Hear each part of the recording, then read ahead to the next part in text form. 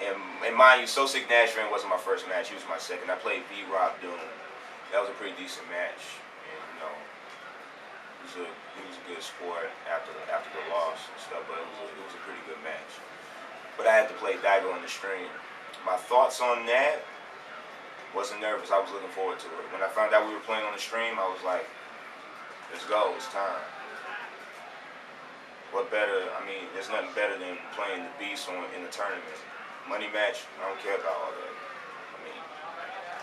I feel like if you money match somebody, you do have something to prove. Because, I money match, I'm not against it, but I won't just willingly, do it consistently. I won't money match. But that's a whole nother subject right there. But back to Daigo. When I got behind my fight stick, I was just cool. And, Daigo sitting next to me and stuff. We doing button checks. When it said fight, it was on from there. The first thing that was running through my mind was, play footsies. Absorb the fireballs, build ultra. Space them out. Hit them with standing MK. Try to get in. And he was pretty good at spacing me out because he was always hitting me with that crouching MK and the fireball. And when I found out he started doing that, then I kind of downloaded some of his moves to where okay, once he gets in, if he hits me with crouching MK at the right distance and throw a fireball, I'll do EX solitaire and the punish, which I did. And people in the background getting all hype and stuff, but I didn't let that affect me. I did listen to some advice, Noel, Dr. Chaos, they was all yelling stay back, because I had a life lead, 1 round. So I just stayed back, I was in the corner, kept my cool, made sure I didn't hit throw when he FADC twice, And he's really good. The thing about Daigo that I've noticed, because I played him twice, and he actually knocked me out of the pool. And the one thing I noticed about him is that he does the same thing. But the thing is, it works. And it's almost like you beat yourself because you trying to assume that he's going to mix it up, but he doesn't. And that's the reason why I hit him with Bloody High Claw, because I know he'll just keep throwing. If you stay in the corner, he'll keep throwing fireballs all day. No fear. He won't even care. And I punished him for it. I put him on notice. You can't keep throwing fireballs. Not against a good Vega, no. And let me just say, when you won that one match against, not a round, a match against Daigo, the room pretty much erupted. Pretty much. And when you got up, everybody was just giving you that. Can you explain about that, the feeling about that? That was actually a good feeling, And the reason why it made it so much better was because of the fact that I don't play Super Street Fighter for, the glamour. I play it because I love the game. And I pretty much was giving it to him, giving him a run for his money, and I really wanted to beat him just for the simple fact I wanted to get out of pools and I wanted to win the tournament. My goal was not to come to Seasons Beatings Redemption to beat Daigo. Every tournament I go to to win the tournament. At least get top 8. But you gotta go for the gold. You either go hard or you go home. You wasting your venue fee. Just that simple. And when everybody was giving me props like Dominion, Andre, Justin Wong, Arturo Sanchez, it was pretty good, because they acknowledged that there's other good players, not just from the East, the West. We got players in the Midwest. You got Big Marcus, you got my boy Rex. He's probably the best boxer in the U.S., and you can quote me on that. But there's personal issues that prevents him from coming to tournaments.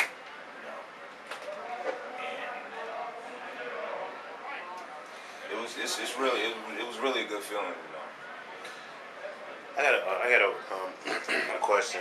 It's kind of personal because I also do a podcast.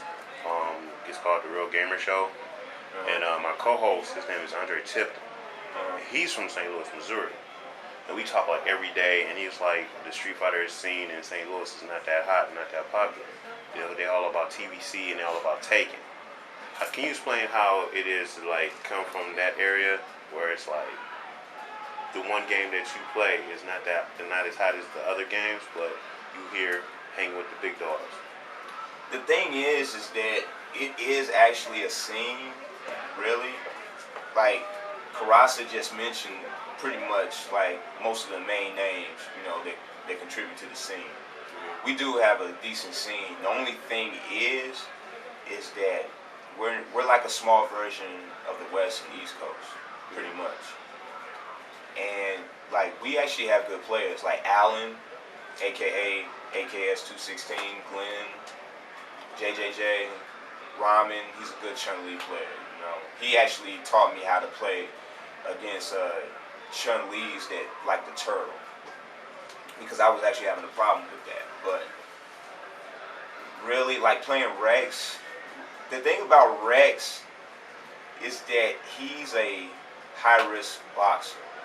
He will do stuff that you won't even think that he's going to do. And then people may call it random. And I admit, the first time I played him, I thought he was random as hell. But the thing is, the more I play against him, and he plays in local tournaments and stuff, like Max out in Kansas City, we go out there once a month. And he always get first place. I got top 3 to 4 times I went there. I got third place. But his reactions are godlike. Like, seriously. And I don't remember all the setups and how he can explain it better. But a player like that really keeps you on your toes. Glenn, he's the same way. He's patient. He's a turtle. No matter what character he picks. He used to main Sagat, but he plays Fei Long now. He did a Mago. And he's real patient. Like, he will jump and he'll do like jumping fist and you block it. And then he'll delay his throw because 9 times out of 10, you'll do like a tech option select and then he'll throw. And it's that type of gameplay that helped me keep stay focused, be patient, look for the animation of the throw and stuff. So really, the scene is actually bigger than TBC. Okay. Because our friend Kiet, he hosts hookups. Like, he hasn't hosted them that much recently, but he hosts hookups. Rex, we have round robins bi-weekly. Okay. And that's pretty much how we get better. It's just pretty much most of the players that are hungry, that are good, and want to get better. And that's pretty much where I am today. But see, it's not just that, though. I mean, you can play in your community for a long time, but if you don't go out to tournaments, you're not going to improve. Okay. It's just that simple. If you don't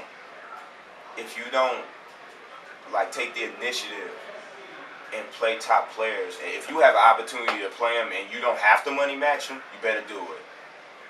Like, I played Juice Box offline here at Seasons Beatings. I played Dominion, and I told you about the El Forte player. Like, that's what enhances your gameplay.